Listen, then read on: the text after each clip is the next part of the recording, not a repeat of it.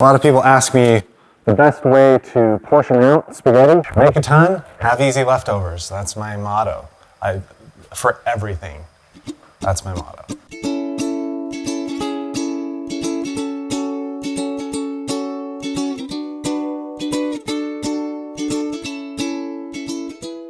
Classically, meatballs are kind of binded together with breadcrumbs, and also, like shredded Parmesan cheese is a really great and popular thing to put into a meatball. In order to make ours gluten and dairy free, we're kind of doing a couple of tricks. We will use almond flour instead. You could also use coconut flour, but the flavor of coconut flour is pretty distinct, so I like almond flour. It blends in a little bit better.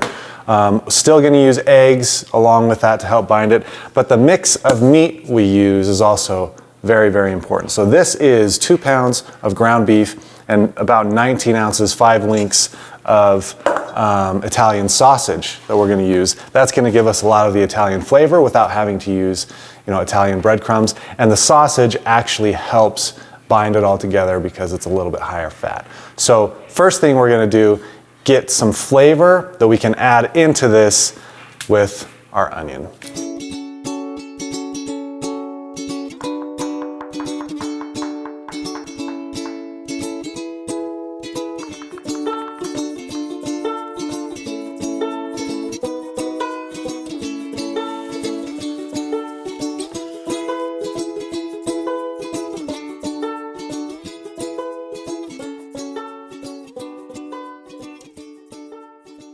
I like to season my onions with a lot of the spices because the oil from cooking the onions will get a lot of that flavor, and the onions themselves and the oil will get all through the meatballs and kind of distribute the flavor really evenly. So the onions, just sweat them really, really quick till they turn translucent. You don't want to overcook them.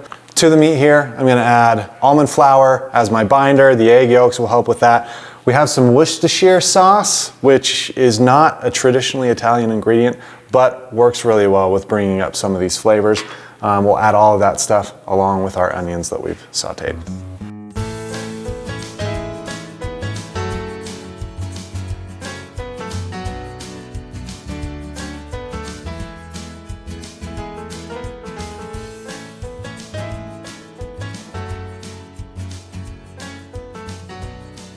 We're going to add some salt and pepper to it and then give it one last kind of mix. You don't have to add as much salt as you would to normal meatballs because there's salt in the Worcestershire sauce. There's salt in the pork as well, in the sausage. And so we'll probably add a total of, I would say, that's probably a tablespoon, maybe 2 teaspoons. And then about 2 teaspoons fresh cracked black pepper.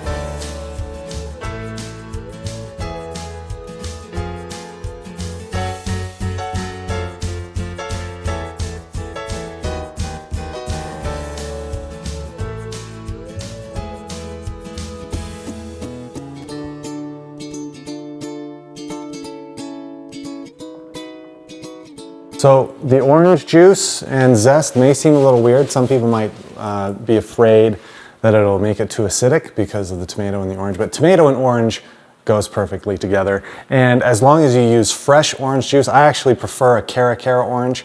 They are just really, really sweet. As long as you have a fresh, sweet orange juice squeezed by hand, it's not too acidic, it just adds that brightness. Sometimes you have a sauce that just kind of falls flat and feels all one note, but this gives it, that little something that is just like special, and helps it feel like home cooked sauce, which it is.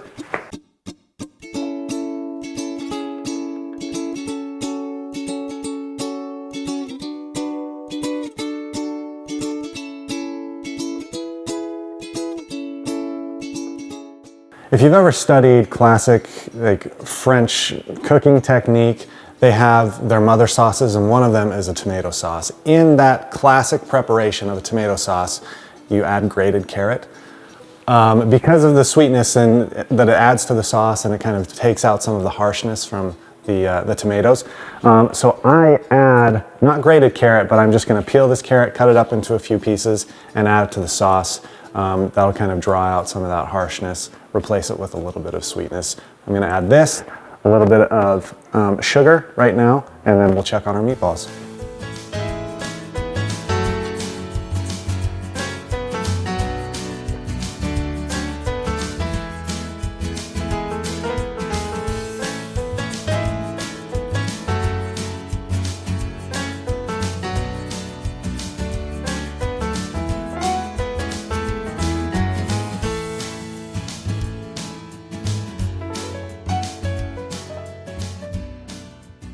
When you live in a house with several different food restrictions or diets that people are doing, it can be a little tricky.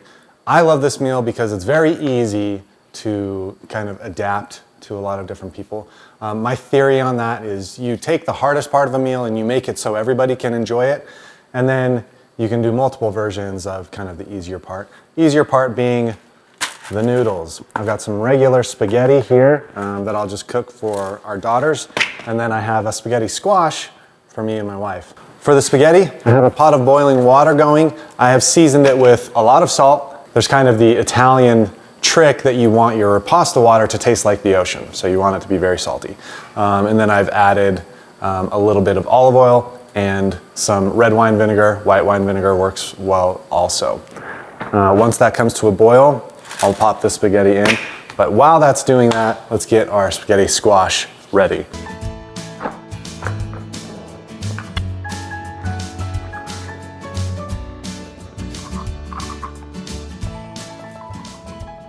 This is going to microwave for 8 minutes. I usually do like 7 to 10 minutes depending on the size of the squash. This one looks like an 8-minute to me.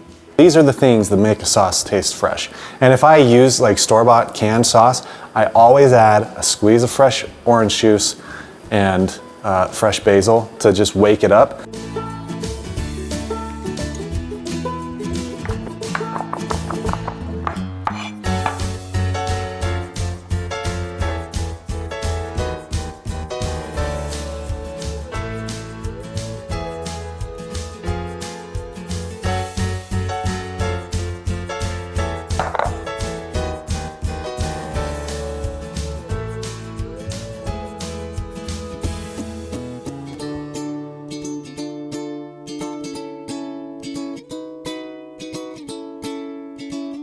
So we hope you enjoy this. Give it a try. Let us know what you think down in the comments. And there's a link to the full recipe as well as some of the equipment that I used in the description of the video.